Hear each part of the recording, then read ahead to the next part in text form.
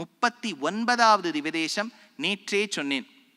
பெருமாள் திருப்பதி பெருமாளுக்கும் முன்னதாக சில க்ஷேத்திரங்கள்ல குலதெய்வமாக பாவிக்கப்படுகின்றார். திருவிண்ணகர் உப்பிலியப்பன் கோவில் ஸ்ரீனிவாச பெருமாள் தான். நாச்சியார் கோவில் ஸ்ரீனிவாச பெருமாள் தான். அபிமான ஸ்தலமா இருக்கக்கூடிய குணசீலம் ஸ்ரீனிவாச பெருமாள் தான்.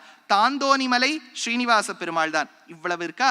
திருநாங்கூர்ல திருவெள்ளக்குளம் அப்படிங்கிற திவ்யதேசம். இந்த திவ்யதேசம் சைவத்தில் எப்படி திருக்கடையூர்னு சொல்றோமோ, திருக்கடையூர்ல காலசம்ஹார மூர்த்தின்னு பேர் சிவபெருமானுக்கு.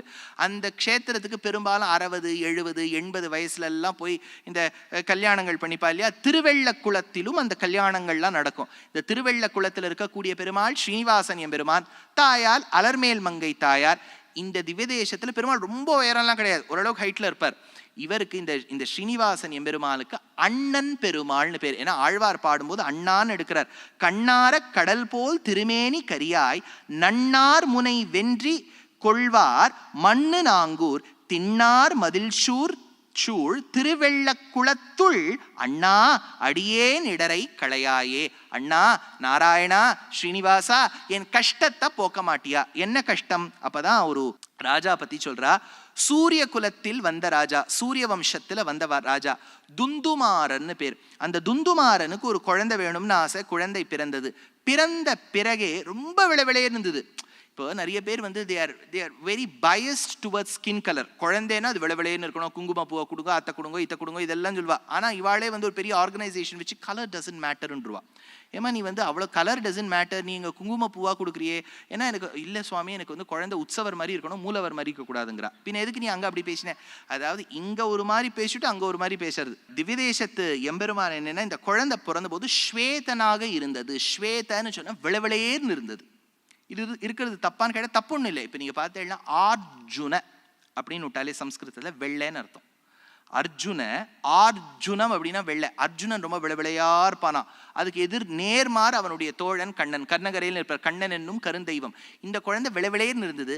ஆனால் வெள்ளையா இருக்கிறதுக்கும் அன்ஹெல்தியா, அதாவது அனீமிக்கா இருக்கிறதுக்கும் வித்தியாசம் உண்டு. இப்போ பாண்டு என்கின்றவனும் வெள்ளை, ஆனால் அவன் ஹெல்தி வெள்ளை இல்லை, ரொம்ப பேல் அனீமிக்கா இருந்தான், அதனால பாண்டுன்னு பேரு. அர்ஜுனன் வெள்ளை, ஆனா அவன் ஹெல்தி வெள்ளை. Healthy white, unhealthy white. Healthy white Arjunan, unhealthy white Pandu. இந்த குழந்தை அன்ஹெல்தியா இருந்திருக்கு, வெள்ளையா இருந்திருக்கு, ஸ்வேதங்கிற பேர்ல இருந்திருக்கு. அப்போ அந்த ராஜா, வடதேசத்தில் இருந்த ராஜா கேட்டாராம், எந்த இடத்தில் போய் நாங்கள் பிராயஷ்சித்தம் செய்தால் இந்த குழந்தைக்கு நல்ல ஆரோக்கியம் கிட்டும்?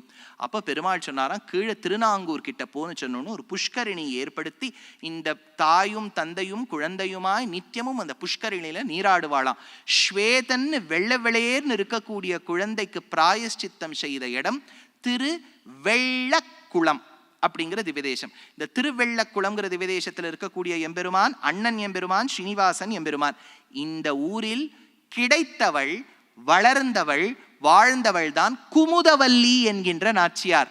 திருக்குறையலூர்ல பிறந்த திருமங்கையாழ்வார் இவளை நோக்கித்தான் கல்யாணம் பண்ணிக்கணும்னு வரார். அப்பதான் ஒரு 2 கண்டிஷன் வைக்கிறாங்கிறத நான் 6:50 நேற்று சொன்னேன், ஞாபகம் இருக்கா? அதாவது சமாஷரணம் பண்ணிக்கணும், 1000 ஸ்ரீ வைஷ்ணவர்களுக்கு ததியாராதனை இட வேண்டும், அவ அப்பா பெரிய வைத்தியரா இருந்தார், அதெல்லாம் இந்த திருவெள்ளக்குளம். அதனால திருவெள்ளக்குளத்தில் இருக்கக்கூடிய அண்ணா அடியேன் இடரை களையாயேன் ஆழ்வார் எடுக்கிறார். என் கஷ்டத்தை நீ போக்க மாட்டியா அப்படின்னு கஷ்டத்தை போக்கக்கூடிய எம்பெருமானை சேவித்தோம்.